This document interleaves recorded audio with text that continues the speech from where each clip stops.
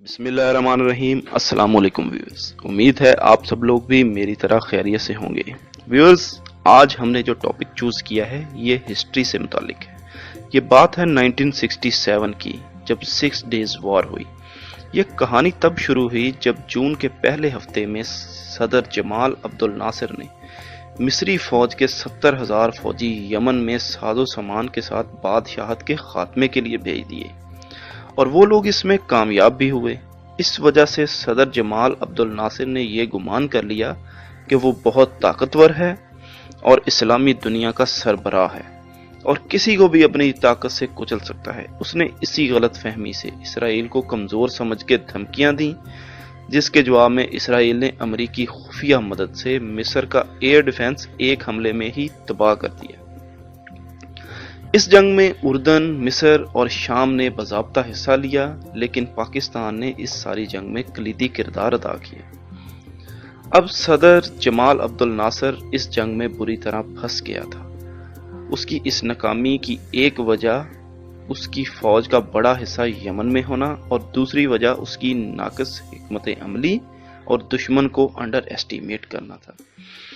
अब बात करते हैं इस जंग में पाकिस्तान के किरदार की। पाकिस्तानी पायलट मिस्र, उर्दन और इराक की बाउंड्रीज से लड़े और इसराइली 3 जहाज तबाह किए, लेकिन अरबों ने भारी नुकसान उठाया। उनके 21,000 फौजी हलाक हुए, 45,000 जख्मी हुए, 6,000 कैदी हुए, 400 फाइटर जेट तबाह हुए, जबकि इसके जवाब में इसराइल के सिर्फ 779 अफराद मारे गए।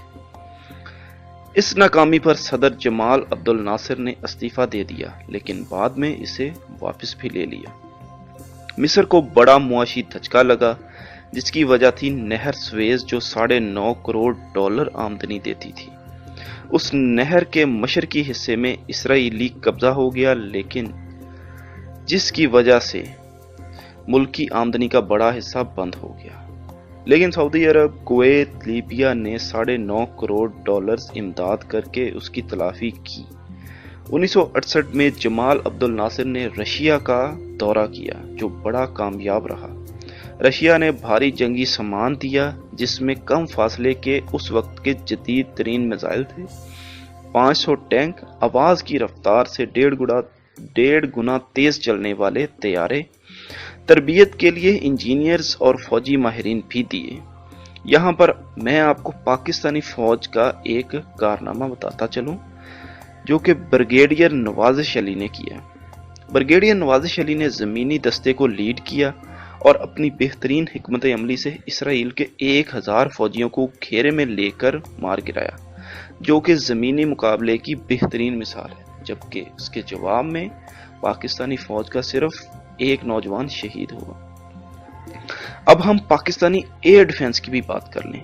1968 में पाकिस्तान के 16 पायलट मिस्र और शाम की मदद के लिए गए। 8 पायलट्स ने शाम की तरफ से हिस्सा लिया और MiG-21 से प्रवास की। लेफ्टिनेंट ए स्टार अलवी पहले पायलट थे जिसने एक इसराइली मिराज तैयारा मार गिराया। उन्हें शामी गवर्नमेंट ने एजाज से भी नवाजा। पाकिस्तान ने इसराइली 4 F-4 फैंटम तैयारे भी तबाह किए, इसराइली तोपखाने तबाह किए और अरबी फौज की रहनुमाई भी की, जो आज तक इसराइल के दिलों में नसूर बनी हुई है। पाकिस्तानी पायलट 1976 तक शाम में रहे और उनकी तरबियत करते रहे। इससे पहले मिस्र अमन का हाथ बढ़ाता रहा, लेकिन इसराइल ताकत के घुमंड में आ चुका था। उसने गुरूर में उनका हाथ बार बार छटका। शायद अरबों की रसवाई का दाग धुलना भी अभी बाकी था। फिर मिस्र ने 6 अक्टूबर 1973 में इसराइल पर भरपूर हमला किया और नहर स्वेज के मशरकी साहिल को तहस नहस कर दिया। इस कामयाबी में पाक फौज ने भी हिस्सा लिया और बेशतर फौजियों ने जामे शहादत नोश किया। ये कामयाबी 1967 की नाकामी के दाग को धो देने वाली फतह थी। मिस्र के सदर अनवर असदाद ने अपना कौमी दिन 23 जुलाई की बजाय 6 अक्टूबर कर दिया, जिससे आप इस फतह की खुशी का अंदाजा बखूबी लगा सकते हैं। आखिर वो लम्हा आ गया जिसका इंतजार कई साल तक करना पड़ा। 1975 में नहर स्वेज को बैनुल अक़वामी जहाज़ों के लिए खोल दिया गया اور مصر عرب ملکوں کی مالی امداد کی محتاجی سے آزاد ہو گیا۔ امریکہ اس ساری لڑائی میں اسرائیل کی مدد کرتا رہا، جس کی وجہ سے اسرائیل آج تک مسلمانوں کے گلے کی ہڈی بنا ہوا ہے۔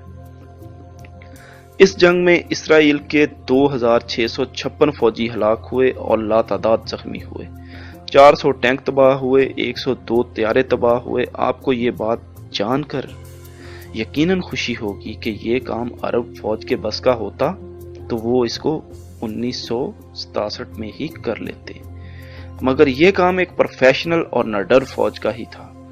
جی ہاں، یہ کام پاک فوج نے کیا، جس کی وجہ سے اسرائیل آج تک پاکستان سے ڈرتا ہے، لیکن خفیہ طریقوں سے اس کو نقصان پہنچانے کا پیش خیمہ بنا رہتا ہے۔ اس کی بھارت سے یاری کی وجہ بھی پاکستان دشمنی ہی ہے، لیکن ہمیں اپنی فوج پر مان ہے۔ الحمدللہ وہ اس طرح کے ہر بزدلانہ حربوں کا مقابلہ کرنا جانتے ہیں۔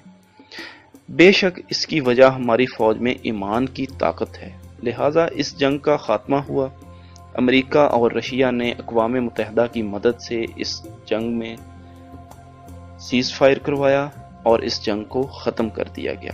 امید ہے آپ لوگوں کو میری یہ نئی طرز کی ویڈیو پسند آئی ہوگی۔ اگر آپ کو پسند آئے تو آپ نے مجھے لازمی بتانا ہے، اور اگر نہ پسند آئے تب بھی آپ نے مجھے ضرور بتانا ہے، تاکہ میں مزید اپنے آپ کو بہتر کر سکوں۔